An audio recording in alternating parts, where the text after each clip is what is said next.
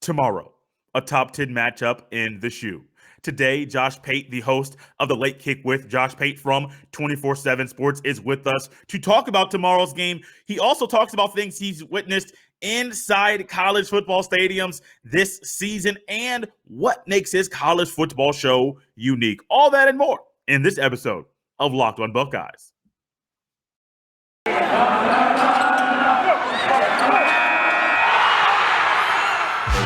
You are Locked On Buckeyes, your daily podcast on the Ohio State Buckeyes. Part of the Locked On Podcast Network, your team every day.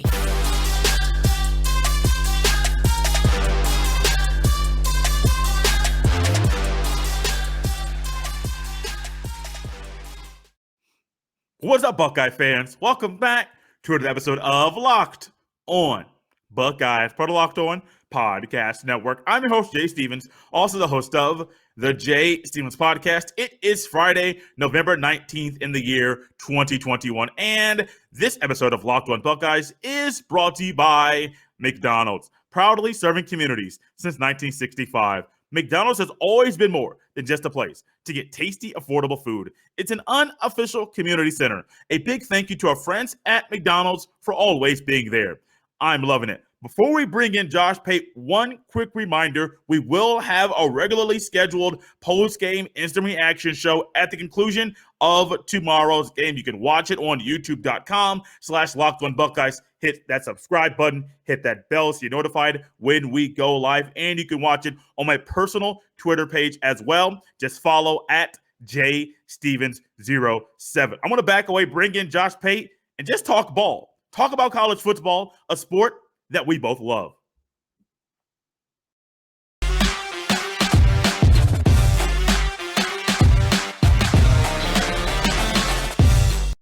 And joining us now here on Locked On Buckeyes, it is Josh Pate. He is the host of the Late Kick with Josh Pate, a part of the 24/7 Sports Network. Josh, how you doing, man?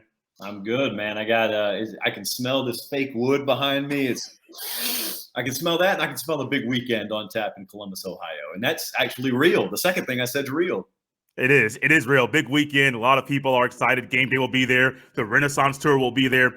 Before we get to the Renaissance Tour, let's talk a little bit about your show, what the idea behind it is, where it originated, and what makes your show unique. Well, I was hauling fabric, to be honest with you. About a decade ago, I was working in a fabric warehouse down in Columbus, Georgia. I listened to talk radio every day. It was kind of before podcasting became huge. Otherwise, I would have been listening to podcasts nonstop. And I didn't even have the right college degree, much less any experience or any end to the business. I didn't have any relatives or friends or family. I had no connection. I had no shot. And so I would like Wisconsin level badger, the local PD, the program director at the ESPN radio affiliate in Columbus, Georgia, where I was working, to let me just come in and observe. I didn't even ask to be on air. I just wanted to observe. And I did. He let me for about 2 months, and it kind of took me under his wing a little bit. But there was an absence one day. One of the co-hosts called in sick. And so they just threw me on air with like 5 minutes notice and never took me off. I was on there about 2.5 years and got a call from a television general manager one day. He said, I got a crazy idea. I listen to you every day. You've never heard me, but I've listened to you every day. Do you want to come do a college football show on TV for me? I said, yeah, I'm not qualified, but yeah, I'll come do it. And so we did it on local TV down there in Columbus. I also became the sports anchor there, elevated to news anchor. And I was loving it, man, because I'd never been in TV or radio before. However, as you well know, you do not own your IP and you do not own your content when you are working in that field. That's the trade-off. And so it came time to renegotiate contract, and I knew YouTube and Facebook had just started to offer live streaming. And I knew that was the landscape changer. That was the barrier of distribution and overhead being torn down to our benefit as creators. And so I wanted to own my own stuff. And for obvious reasons, they said no. And so I worked out a deal with them where I'd work as an independent contractor. I'd still anchor news for fractions on the dollar they were paying me salary-wise. The trade-off was worth its weight in gold. And the trade-off was they gave me that entire TV studio 3 nights a week in order to build and then distribute my own YouTube channel out of. And it took about 2 years, and we got that thing. It was called a Late Kick then, just as it is now. We got it off the ground, and CBS and 24/7 called. And so that's how I got here. But look, the main vision behind it is I'm a college football fan. And I know that there is a precious lack of what I view as high caliber, quality, in-depth coverage of our sport at the national level. And so I just simply saw a void and I try and fill it. That's our entire premise behind the show. I think you've done a phenomenal job filling said void. And what are some things that you did on Tuesday's show, on Sunday's show, to kind of fill that void where fans are looking to get some type of coverage for college football that they may not get other places? Yeah, well, the first thing is listen to fans because I'm one of them. Speak the language of the fan because I'm one of them. Now, you can say that and it sounds very cliched. Here's what I mean by that. When do you think the last time was that anyone sitting in a studio in Connecticut, 1,500 miles away, actually perused a message board, actually listened to local talk radio, actually interacted back and forth with an individual or group of fans? The answer is they don't. And so how do you really know? How do you speak the language? How are you on the ground? How do you communicate? You don't. That's the second part. That's the follow-up. That's what I used to observe. I looked at people wearing, suits, sitting around a desk a long way away. I said, they're really professional. It's really well produced, but they don't know us. They don't know me, and they don't know the intricate details of the programs because they don't dive deep enough to where you have to go to find that information. So just last night, since you mentioned last night's show, we were talking about the LSU coaching search. That's what we did last night. I said, forget about looking at the latest updates on CBSSports.com, where I work, or ESPN.com. I want to know what fans think. I want to know what a guy who owns a multi-million-dollar rental property complex in Baton Rouge and is a big-time booster, I want to know what he thinks, because that's where the information is. The information is there, and a lot of fans, I've realized just from the growth of your show. I watched it briefly when it was independent before going to 24/7 Sports and Viacom and all that stuff that goes in there with who the show is with now. The show hasn't changed. The only thing that's changed is who is behind it, somebody big, a big network, and who is promoting it and pushing it. That's about it. Your show has been exactly the same, and that's one thing I love about your show is it's always been you. It's always had the same mission you've had behind it the entire time. Lynn, let me tell you why that is. Because the day that I spoke to Joel Cox here, who was the guy who was the intermediary behind Viacom and 24/7 negotiating with me, I told Joel, I've got a YouTube channel here that's on the precipice of earning me some really good money. I mean, I had already doubled and tripled the salary I had been making as a news anchor. So I was going to be comfortable. I was going to be fine remaining independent. And I told Joel, I understand the benefit of having that rocket ship of those letters CBS behind your product, but I'll only do it if I maintain executive production status. And I had certain other guarantees from a creative standpoint that I had to have. I also told him I've got to be able to go anywhere I want to every Saturday. And they said, done, done, done. And true to their word, these folks have been great to me. I have never once had anyone from CBS or 24/7 so much as suggest me putting something in my show, much less demanding me put something in my show. We have had total and full creative control because the last thing I wanted to do is change a formula that was working for us. Yeah, that's one thing that I do appreciate, and I think that fans have loved as well. But the Renaissance Tour is something that you've mentioned, you getting to go where you wanted to go, where you want to go each week. And it's been fun, not just from the stuff you put out on Twitter, also the things you put out on Instagram. A different, unique way to look at not just a college football game, but a college football Saturday experience, from your arrival to things that go on inside to you handing out Academy gift cards when there's a field storming and you pull the fans back off, they go back on. Everything here is unique, and the Renaissance Tour is unique as well. Where did the idea behind this type of tour come from? I'll tell you. So there was, in 2015, I want to say it was, there was a moment that I observed, and it led to what I do today. I want to say it was Bama versus Florida. This was when Kiffin was the offensive coordinator there still. And he was up for some big jobs. So I'm working local news down in Columbus at the time. So I'm credentialed to the games, and I'm at the SEC championship game, and Bama wins. And so, there's been this promise publicly from Lane Kiffin. I'm not going to talk to anyone until after the season's over. Well, I got to observe what that meant. So here's what I observed. I'm walking kind of next to Kiffin. So we're kind of walking off the field at the same time.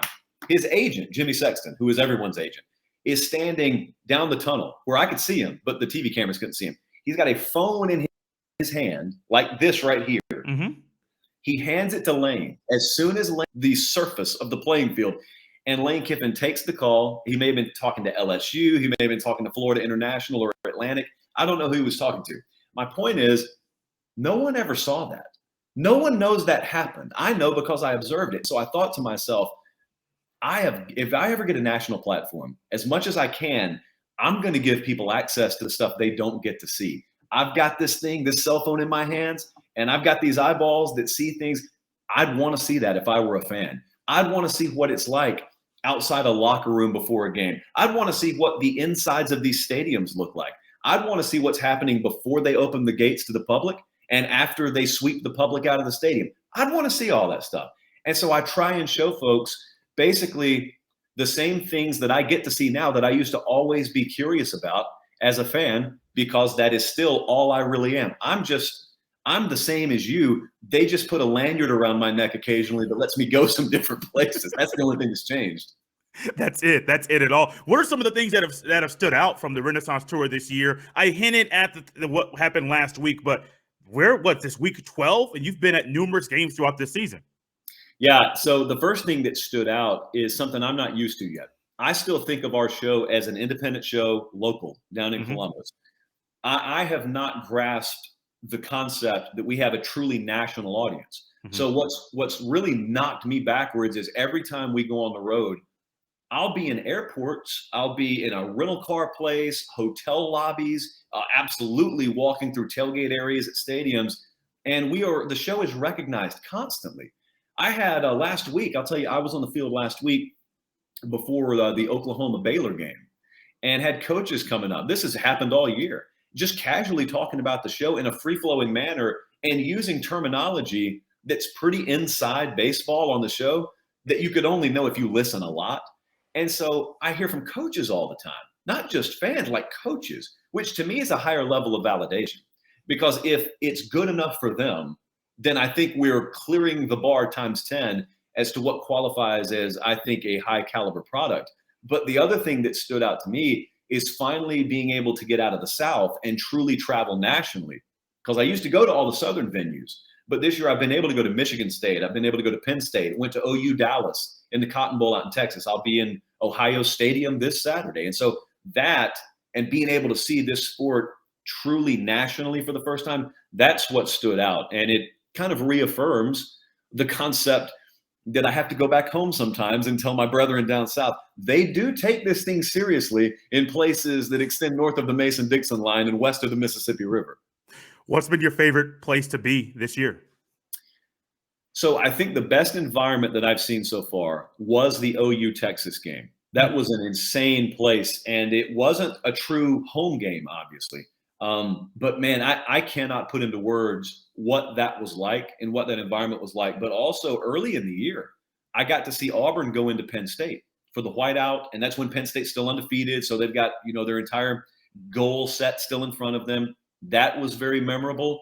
A couple of weeks ago, going to Texas A&M, I think Texas A&M is the best kept secret in college football. It's like being on another planet is the way that I describe it. Everything there is unique unto every other place in college football. Some people make fun of it. Some people celebrate it. I'm just telling you, as a neutral guy, it is unique. I think that's what makes the sport great. But also, when you go there and you've never been there before, your reaction when you leave will be, I cannot believe that this place is not talked about more. I hear about LSU all the time. I hear about Bama all the time. Why aren't they talking about that place more? And I don't know what the answer to that is, but it is a different world when you go out there. And I say that complimentary. It's a different world when you go out there.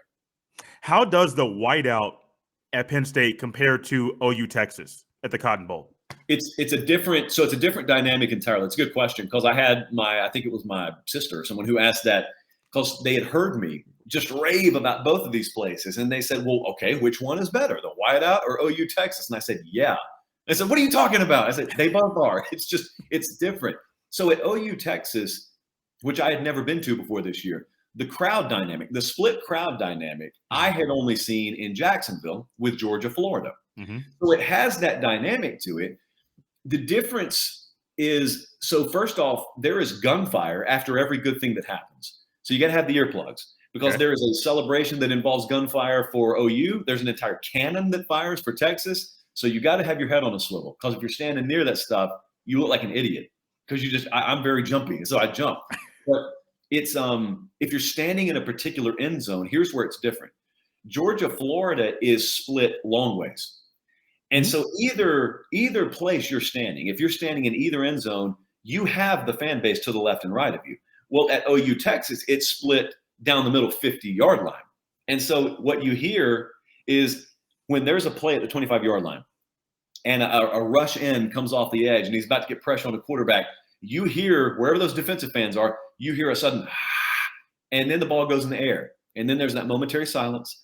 And then the ball's caught. And the entire opposite end of the stadium goes crazy. But since you're standing a little ways away from it and it takes sound some time to travel, it sounds so weird to where you could close your eyes. And once you get the feel of the game, you understand what just happened. And so, I mean, it kind of gets caught up in minutia. But that's the difference. At Penn State, it's just a sustained roar when the opposing team's on offense. And then it is completely the opposite when Penn State is on offense. And I will tell you this. I've been at Baton Rouge on a Saturday night, which is among the craziest atmospheres in all of sports. And I've been at Penn State on a Saturday night. Both places are rabid. The difference to me with Penn State is it's a lot more choreographed. The audience is a lot more involved play to play, series to series. Whereas at LSU, it's just insanity. It's just uncontrolled chaos in a good way. In a very, very good way. You'll be in Columbus this weekend, big game. You got Michigan State coming to town. Some fans, and I know myself, I go back to the 2015 game when Michigan State won that one last-second kick. The kicker had the windmill, which still annoys me to this day. Why Columbus? But then also kind of a two-parter here. Why Columbus? But then what intrigues you about this matchup? I think back to, what would it be? It'd be around the time you mentioned, probably a little before the time you mentioned. You remember when there were those series of really good games between Oregon and Stanford when Chip Kelly was still out there. And Chip Kelly had Oregon flying high. And so everyone was terrified to play him. And Stanford could not have been any more opposite stylistically. But when they played, the point spread was always what you have on this Ohio State-Michigan State game.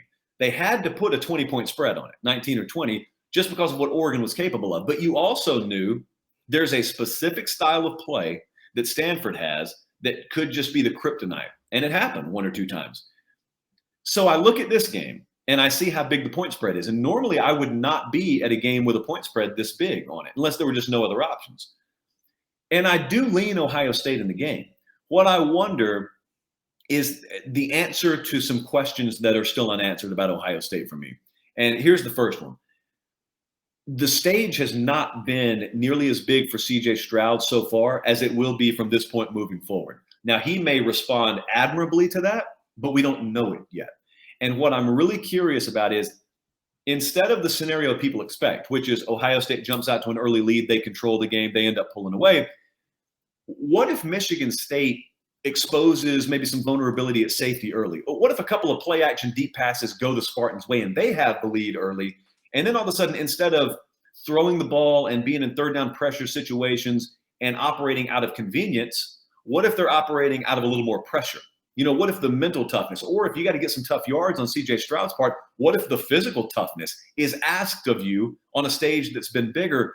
Look, Ohio State could win this game going away, but I think we can all agree those scenarios I just presented, it wouldn't be the craziest thing in the world to see this confluence of events come together to where it's a dogfight in the second half. At that point, no one cares what the point spread is. It's game on, Big Ten on the line, playoff on the line, and we've seen it play out before. We have. And when I look at this game, I see Michigan State's offense. I see Ohio State's offense. There's deficiencies on both defenses. And some part of me wonders if the best way for Michigan State to win this game is to have slow, long, drawn-out drives, keep Stroud, Henderson, Wilson, and Jigba off the field so that they are controlling the tempo, controlling the clock, and not allowing this offense to be on the field as much as they have literally in first half of games, not the entire game. They're putting up they were up 35-7 really quickly against Purdue, and Purdue's like, wait, we got to change our whole game plan because what we thought was going to work isn't working.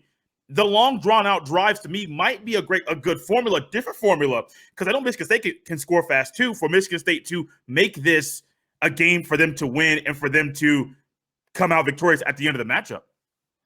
So I agree with that from about the latter portion of the first quarter on. Mm-hmm. In order for that to work out, not in just a cover, but a win, Michigan State wants to win the game. I think they have to start the game different than they operate the rest of the game. Yes. Which is why I think they'll try and pop them early. And I think if they get Ohio State over the top, their best chance to do it is before the game has settled in. And so I think they'll start off taking some shots against them, all with the purpose of getting an early lead and then settling in to where it's 1st and 10, 2nd and 5, 3rd and 2, move the chains, rinse and repeat. Yeah, absolutely. This is the game they want to settle into. If they had their druthers, they would love for Kenneth Walker to have a career high in carries Saturday, and they'd like to be in about that 6 to 6.5 yards per carry range. And if they're in there, then they're in this game at the end.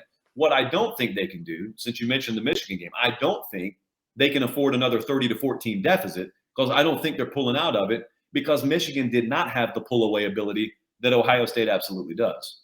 No, they don't. And the Ohio State pull-away ability, they found ways. Now, the Nebraska game and the Penn State game, those were different. Those defenses did some tricky things that messed up the Ohio State offensive attack.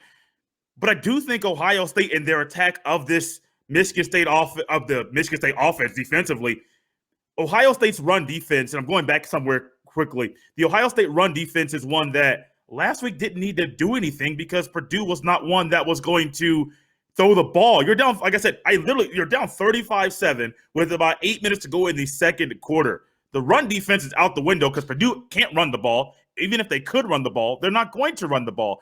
And so I wonder if the run defense, everyone's talking about the pass defense of Ohio State, Peyton Thorne, what he's been able to do. And he's amazed me with his play this year. But when you look at the run defense from Ohio State, I think that Kenneth Walker III, this is an attack. This is a game that if he flourishes, this is where you win your Heisman, not that Michigan game. You're going up against a better run defense, a really good run defense this week. And I think that if this is a game for Michigan State to win, it's behind him. You mentioned a career high in carries. That might be the formula. But I have a feeling, maybe I'm just being a homer, I'm not sure. But I have a feeling the Ohio State run defense is up to the task to slow down the leading rusher in the country. Here's the other thing to think about. So I agree with you in premise. I agree this is the best run or certainly one of the best run defenses he will have faced. Certainly one of the most talented. If you go to that Heisman conversation, which is secondary and should be secondary, it's a team game. But that Heisman conversation, it gets really, really juicy around this time of year because as it should be, we now have candidates facing each other in games. They may not be on the field at the same time. But I think we can all agree if Michigan State does win Saturday, it will be in large part due to Kenneth Walker, at which point he has obviously thrust himself maybe to the forefront at that point of the conversation. And it's probably come at the expense of C.J. Stroud. And conversely, you get down the road a little ways, if you got a defensive player like Jordan Davis and he wants to win it, well, they can greatly propel his effort in the SEC championship game against Bryce Young. And so, I think as muddy as the Heisman looks right now, you've still got losable games for Stroud and Bryce Young. And those are the two front runners right now at the quarterback position. You think it's muddy now, have those two go down and then tell me how muddy it is. Because then if it's not Kenneth Walker, we're talking about the Matt Corrals of the world or who Kenny Pickett. I don't know who gets their name into the equation at that point. Is this a game? Last question for you. Is this a game that Trayvion Henderson, the true freshman running back, can thrust himself back into said conversation? It would take a monumental effort, but it's also, I'll say it like this. It's the kind of environment that is right for someone to come out of nowhere. Because we do not have a predominant front runner. And so if we get to a situation where we're last week, like they're going into the Michigan game or they're going into Indianapolis and people are looking around looking for a reason to vote for someone else, you almost get this anti-authority wave throughout the Heisman votership. I could absolutely see if there was a strong 1, 2, 3. I think there are 3 games out there that he could catapult himself up near the top. I also think a defensive player, if Will Anderson for Alabama just totally went off these last 3 games, it is not out of the realm of possibility for that stuff to happen. No, it's not. You have the Iron Bowl coming up, and I do know Bo Nix isn't playing, but I do understand that crazy things have happened in that when Alabama has been a big favorite. Josh, this has been fun. I've loved being able to talk ball with you and talk about the Renaissance Tour, little Ohio State, Michigan State coming up this weekend. Where can the good people follow you on Twitter and watch your show, catch it live, all that good stuff? Yeah, man, I appreciate it. I've had a lot of fun. So if you want to watch the show, it's Sunday night, Tuesday night, Thursday night, 8 Eastern, 7 Central. It's on the 24/7 Sports YouTube channel. The replays are there all day, every day if you can't watch live. We've also got the Late Kick podcast, wherever you get your podcast. We do a couple of extras there, just podcast only per week. And at Late Kick Josh, Twitter, at Late Kick Josh, Instagram. And I can promise you, Jay, if you have not had enough of me by then, that's a you problem, because that is way too much already. I cannot wait. I'm looking forward to not just following on Twitter, watching your show, and then also Instagram stories and all the good stuff going on there as well. Josh Pate, thank you so much for coming on Locked On Buckeyes. I really appreciate it. Appreciate you having me, brother.